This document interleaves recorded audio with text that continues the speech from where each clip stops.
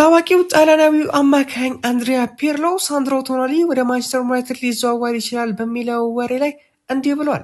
ሳንድሮ ቶናሊ በማንቸስተር ዩናይትድ ቤት ትልቅ ለውጥ የሚያመጣ ተጫዋች ይሆናል። የእሱ ብልህነት፣ ጨዋታን የመቆጣጠር ችሎታው እና ስብዕናው ለኦልድ ትራፎርድ የተፈጠረ ነው። የስታዲየም ደፋር አማካኞችን ይሸልማል።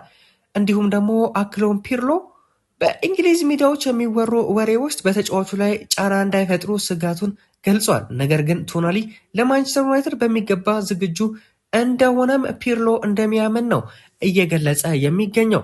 እንግዲህ የተጫዋች ቶናሊ በማንቸስተር ዩናይትድ በጥብቅ የተፈለገ እንዳለ ይታወቃል።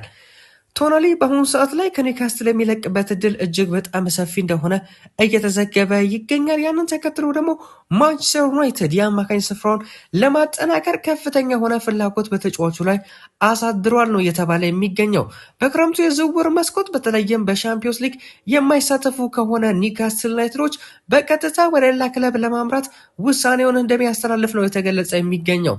ተጫዋቹ ደግሞ ወደ ጁቬንቱስ ነው መሄድ የሚፈልገው። ነገር ግን ጁቬንቱስ ኒውካስትል እየጠየቀ ያለውን ገንዘብ ለመክፈል ፈቃደኞች አይደሉም። ያንን ተከትሎ ማንቸስተር ዩናይትድ እድሉን ሊጠቀም ይችላል እየተባለ ይገኛል። በተለይም የካስሜራው ትክክለኛ ተተኪ አድርገው ያስቡታል እየተባለ ይገኛል። ከቶናሊ በተጨማሪም በርካታ ተጫዋቾችም ስማቸው ከማንቸስተር ዩናይትድ ጋር እየተያያዘ ይገኛል። ለምሳሌ ያህል ብሩኖ ጊማሬሽ አንዱ ነው። ሌሎችም ተጫዋቾች በዝርዝሩ ላይ እንደያዘ እየተዘገበ ይገኛል። እንዲሁም ደግሞ የኒውካስትል ዩናይትዱ የአማካኝ ተከላካይ ስፍራ ተጫዋች ኤሊዮት አንደርሰን አንዱ ነው። ዩናይትድ የኖቲንጋም ፎረስቱን አማካኝ ኤሊዮት አንደርሰንን በጥብቅ እንደሚፈልገው ቲም ቶክ ስፖርት እንዲሁም የተለያዩ ታማኝ የተባሉ የመረጃ ምንጮች እያስነበቡ ይገኛል። ነገር ግን ከጎረቤቱ ማንቸስተር ሲቲ ጋር ትልቅ ፉክክር ይጠብቋል ተብሎም ይገመታል። ኖቲንጋም ፎረስት ለተጫዋቹ እስከ 100 ሚሊዮን ዩሮ ሊጠይቅ እንደሚችልም እየተዘገበ ይገኛል። ማንቸስተር ሲቲ ለዝውውሩ ቀዳሚ ቢሆንም ዩናይትድ ግን አሁንም ተስፋ እንዳልቆረጠና እስከ መጨረሻው ድረስ እንደሚታገል ነው መረጃዎች እየጠቆሙ የሚገኙት። ቀጣዩ መረጃችን የሚሆነው ደግሞ ማይልስ ስኬሊ ነው። የአርሰናሉ ወጣት አማካኝ ማይልስ ስኬሊ በድንገት ለማንቸስተር ዩናይትድ እንደቀረበ ተሰምቷል። የተጫዋቹ ወኪል ለማንቸስተር ዩናይትድ ሰዎች የአስፈርሙት መልእክት እንዳስተላለፈና ጥያቄን እንዳቀረበላቸው ነው የተገለጸ የሚገኘው። አርሰናል ተጫዋቹን የመሸጥ ፍላጎት ሊኖረው እንደሚችል እና ዩናይትድም ይህንን ወጣት በዝውውር ዝርዝሩ ውስጥ እንዳካተተው ዴይሊ ሜል በዛሬው ዕለት ዘግቧል። ሌላኛው መረጃችን የሚሆነው ደግሞ ኢሊማን ንዲያዬ ነው።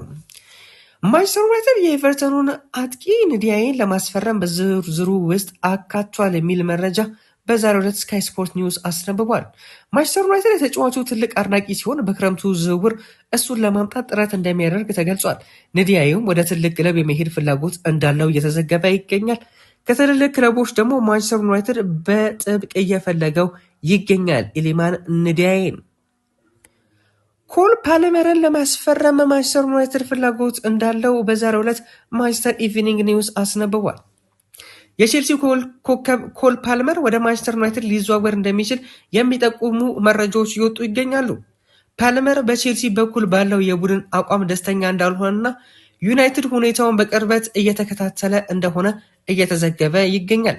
ቼልሲ ተጫዋቹን በቀላሉ የመልቀቅ ፍላጎት የሌለው ሲሆን ዝውውሩ ከተሳካ እስከ 150 ሚሊዮን ዩሮ ሊጠይቅ እንደሚችል ተናግሯል።